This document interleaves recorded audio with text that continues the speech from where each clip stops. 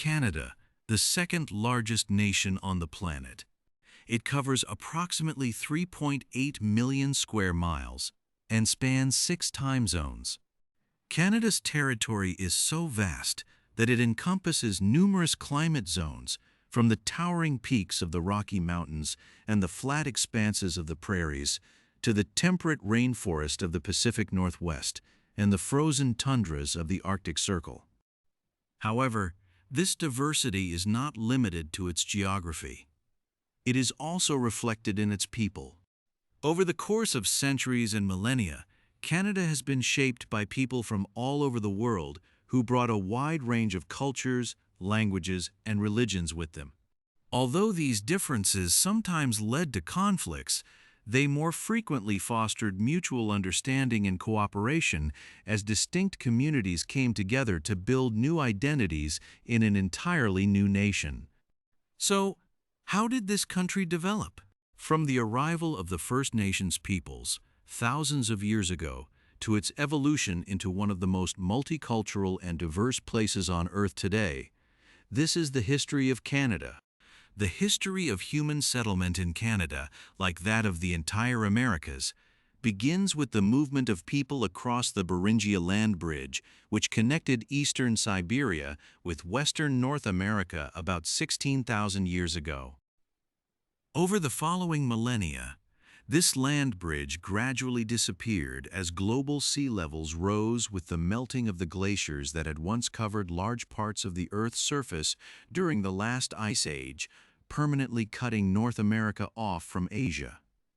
The retreat of the ice sheets allowed these early humans to move south and settle the land that would one day become Canada.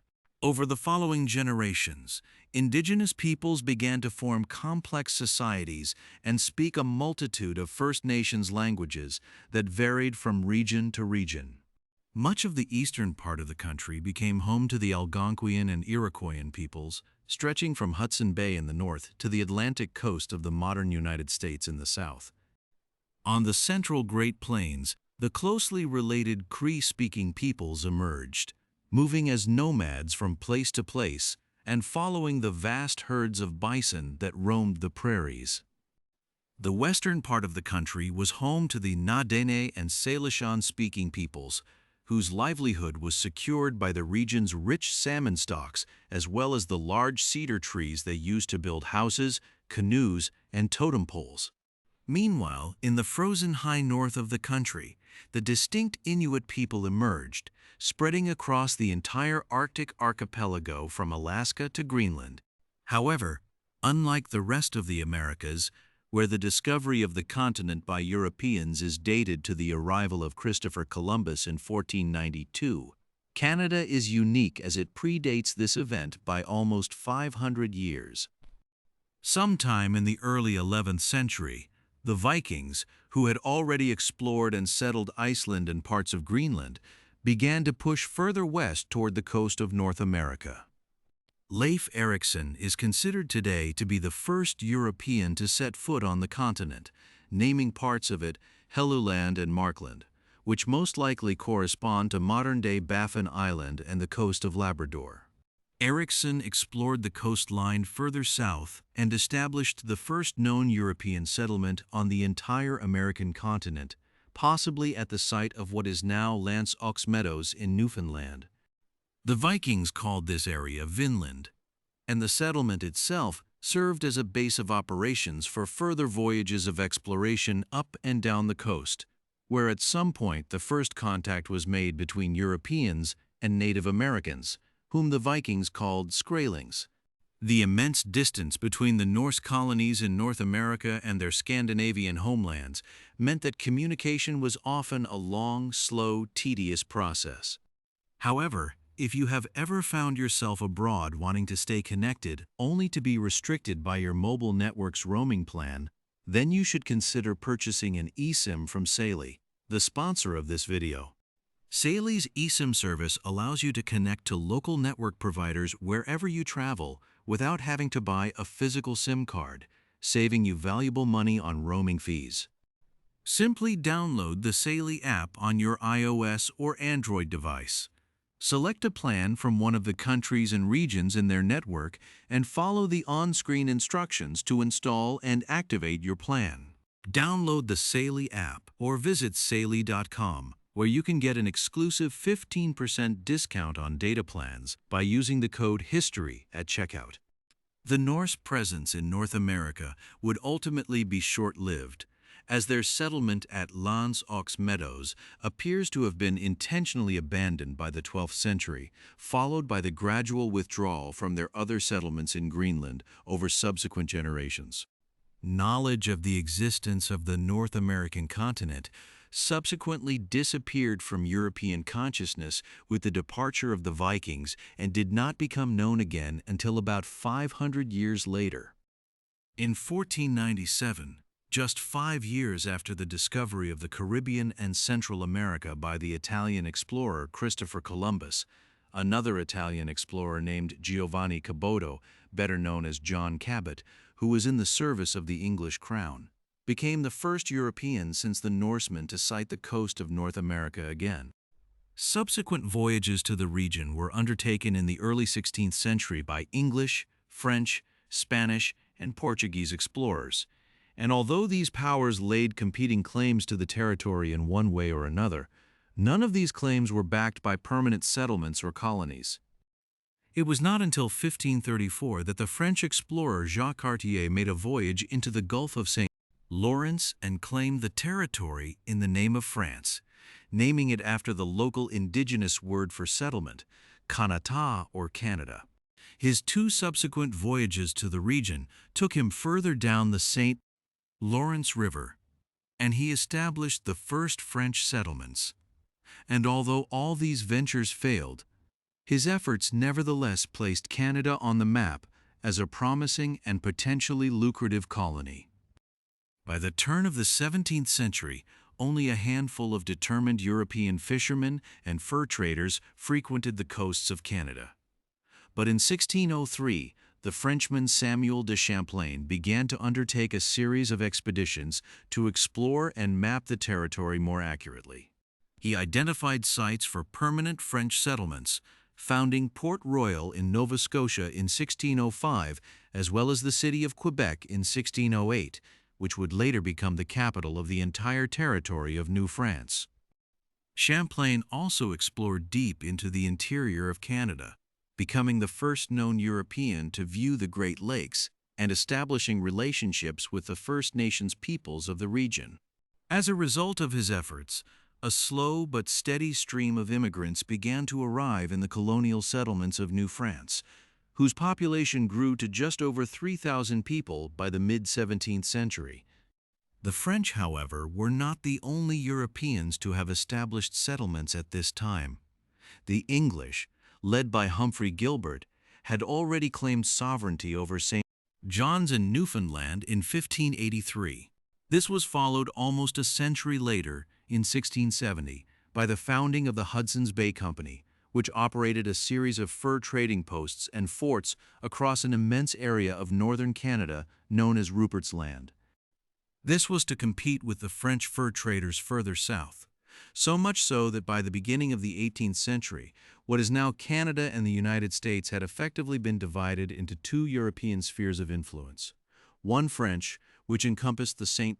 Lawrence River and the Great Lakes and stretched down the Mississippi to the Gulf of Mexico, and the other British, which controlled the area around Hudson Bay as well as virtually the entire eastern coastal region of the North American continent stretching from Georgia to Newfoundland. As a result of the competing colonial interests between the 2 powers, conflict over territory and resources was almost inevitable. From the late 17th to the mid-18th century, several wars broke out between the French and British, during which the borders and possessions of their respective North American empires shifted back and forth. It was not until the outbreak of the French and Indian War in 1754 that the most significant and lasting territorial change in Canada's history would take place. This regional conflict was part of the broader 7 Years' War, which was fought globally and pitted a multitude of European powers, including France and Great Britain, along with their overseas colonies in North America, against each other. This played out as a struggle between the colony of New France and the 13 British colonies, along with their Canadian provinces. Although they had the upper hand at the beginning of the war, the French gradually began to lose ground, first in Nova Scotia, where the French-speaking population known as Acadians were expelled by the British, and then in 1759 came the decisive blow when the heart of New France itself, Quebec, fell to British forces after the Battle of the Plains of Abraham. Other French cities in Canada fell to the British the following year, and by the war's end in 1763, France, having suffered a comprehensive defeat, formally renounced all territorial claims on the North American mainland. Canada then passed into British rule, which began with attempts to improve relationships with the various Indigenous peoples of the region, many of whom had been forced to take sides in the previous conflict. The British also reinstated most of the property, religious, political, and social customs of the French-speaking population in the Quebec region, allowing them to retain their language and legal traditions, many of which persist to this day. Yet, despite the British government's best efforts to consolidate their territorial gains across North America, trouble was already brewing, not in their Canadian colonies, but in the American ones. Grievances over taxation and political representation eventually escalated to the point where the 13 American colonies rebelled and began a revolutionary war to break free from British rule.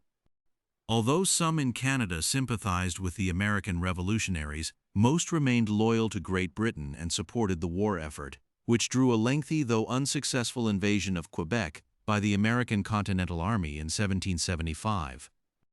For the rest of the war, Canada served as a safe base of operations for British troops to conduct their campaigns southward. The war was finally ended in 1783, with the newly independent United States of America emerging victorious and establishing its borders with what was then the rest of British North America. These borders were largely based on the pre-existing outline of the former 13 colonies and were bounded by the St. Lawrence River, the Great Lakes, the Mississippi River, as well as the 45th and 49th parallels. That same year, the British also began evacuating their troops from New York City, along with many American loyalists who did not wish to remain in the United States. Many were transported to Canada, where they formed new communities in Nova Scotia and helped found the entirely new colony of New Brunswick. Some were also settled in Quebec, which in 1791 was divided into the largely French-speaking Lower Canada and the English-speaking Upper Canada, whose capital York, modern-day Toronto, was founded in 1796. Meanwhile, far to the west on the Pacific coast, efforts were underway to bring this region, which would later become part of Canada, under British rule. Although the Spanish were the first European power to explore the region in the mid-1770s, they failed to back up their claims with permanent settlements. Ultimately, it fell to the British to establish a lasting influence in the Pacific Northwest. Starting with Captain James Cook, who visited Vancouver Island in 1778 as part of his voyage across the Pacific, he established relationships with the First Nations tribes of the region and purchased several sea otters from them, which he later sold in China at an immense profit, thereby initiating the so-called China trade across the Pacific Ocean. Although there was a brief moment of crisis in 1789 between Great Britain and Spain over their competing claims in the region, the British ultimately secured a favorable and peaceful resolution. Consequently, further efforts were made in the 1790s to open the Pacific Northwest to British fur traders. Not only were further maritime expeditions sent to explore the region, such as that of George Vancouver, who arrived in 1792, but overland missions were also conducted. Figures like Sir Alexander Mackenzie opened up previously unknown routes through the Rocky Mountains to reach the Pacific Ocean, which then enabled the establishment of the first settlements in the later territories of Vancouver Island and British Columbia. However, competing commercial interests of British and American fur traders meant that the region was heavily contested between the two powers in the following decades. By the turn of the 19th century, however, peace between Great Britain and the United States began to show signs of strain. Not only were there territorial disputes as America began its westward expansion, but its trade with Napoleonic France, with whom Great Britain was at war, caused considerable resentment within the British government in London. As a result, trade restrictions were imposed on American ships, and the Royal Navy began forcibly recruiting American sailors under the pretext that they were British deserters. By 1812, the Americans had had enough and decided to launch an invasion across their northern border into British Canada.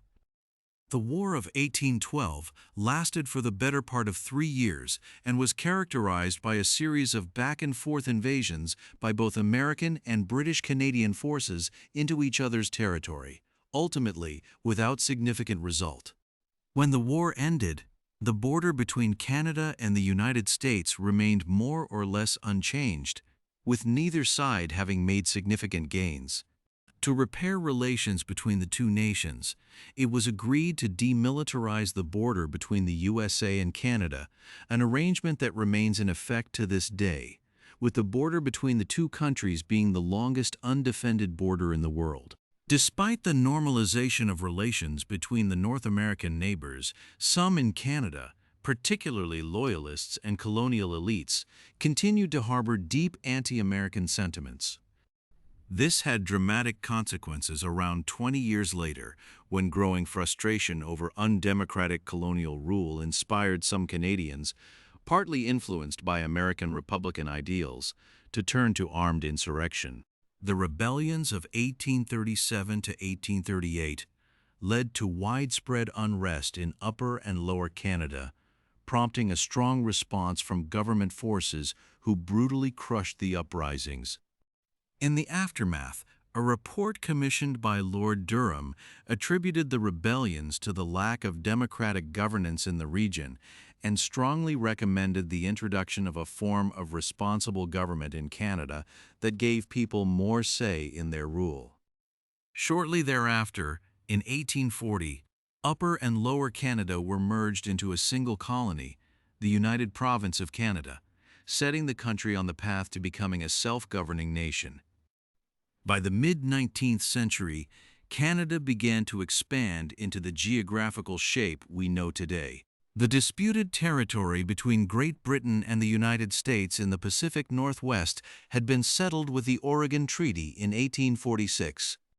However, Canada as a whole was not yet a united political entity, but remained a patchwork of separate colonies. During the 1860s, discussions began regarding the unification of these colonies into a single confederation, and on July 1, 1867, the Dominion of Canada was established as a fully self-governing polity within the British Empire with Ottawa as its capital. Over the course of the 1870s, the remaining colonies and territories of British North America joined the Dominion. Yet, although the country was now politically united, some within its borders did not wish to be part of the newly founded nation. In the flat expanse of the Canadian prairies lived the Métis, a mixed people of First Nations and European descent who strongly opposed any invasion by Canadian settlers from the east into the land they had occupied for generations. Consequently, a series of violent clashes occurred between them and government forces. First in the Red River Rebellion of 1869 and later in the Northwest Rebellion of 1885, led by Louis Riel.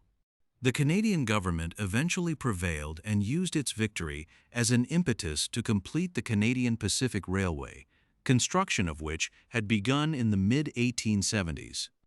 This allowed the government to consolidate control over the vast territory it was now responsible for administering. The last spike was driven on November 7, 1885, and the first transcontinental train journey across the country was completed in the summer of the following year. The remaining decades of the 19th century saw further Canadian expansion as the government negotiated treaties with the resident First Nations to open up more territory for settlement. Many reserves were created for the exclusive use of Indigenous peoples, although some were forcibly removed from their land. The government also launched assimilative programs such as the residential school system, which aimed to eradicate Indigenous languages and cultures among Indigenous children and integrate them into Canadian society. In the late 1890s, gold was also discovered in the Klondike region of the Yukon Territory in the high north of the country, attracting around 100,000 prospectors. Although only a few would become rich, the influx of activity and development in the region nevertheless helped to formalize the final border dispute between Canada and the U.S. state of Alaska. By the dawn of the 20th century, Canada had become a well-developed and prosperous nation, attracting a growing number of migrants in search of a better life. Although it had established self-government in internal affairs, it remained part of the British Empire and was consequently drawn into the First World War, which broke out in 1914. Canada contributed immensely to the war effort, not only by providing Great Britain with a constant stream of supplies across the Atlantic, but also by mobilizing hundreds of thousands of troops who served predominantly on the Western Front and fought in key battles such as the Somme, Vimy, and Passchendaele. Support for Great Britain during the war helped to solidify a strong pro-Anglophone Canadian identity. In contrast, however, it alienated many French Canadians who vehemently protested against conscription between 1917 and 1918.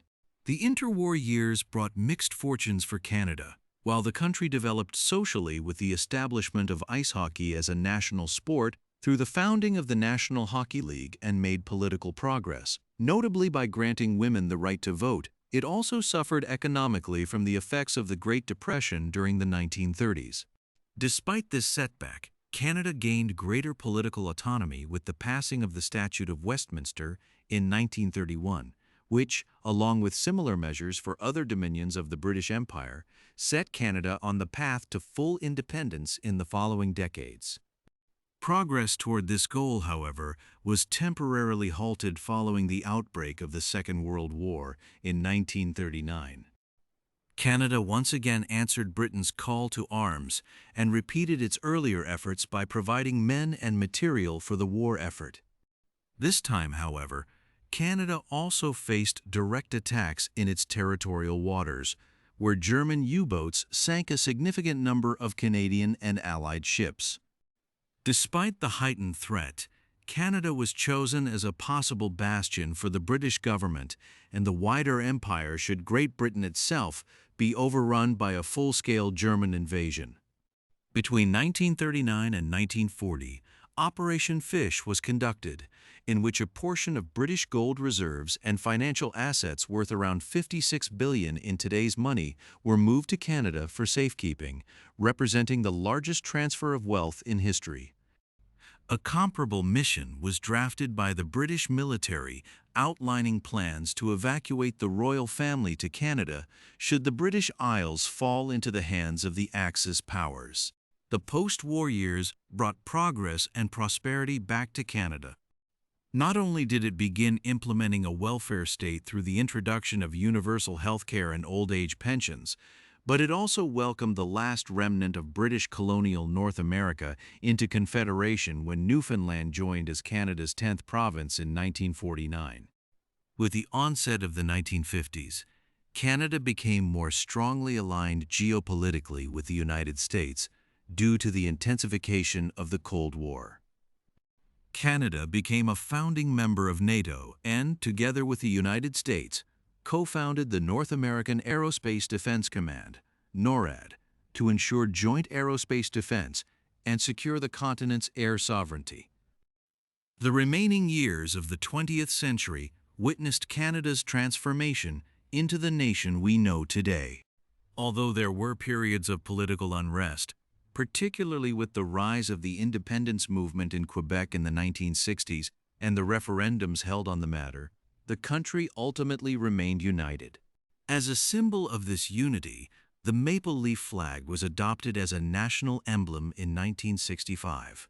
More significantly, the Constitution Act of 1982 was enacted, which finally severed the last legal ties to Great Britain and granted Canada full legislative independence. The country, however, retained its link to the British monarchy, with the reigning monarch remaining Canada's ceremonial head of state.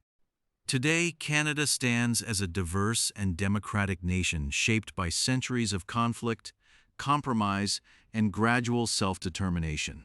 Since the days of the arrival of the First Nations peoples, Canada has been formed by waves of migration of people from all over the world coming together to create a strong national identity rooted in resilience, respect, and a shared understanding of people's differences.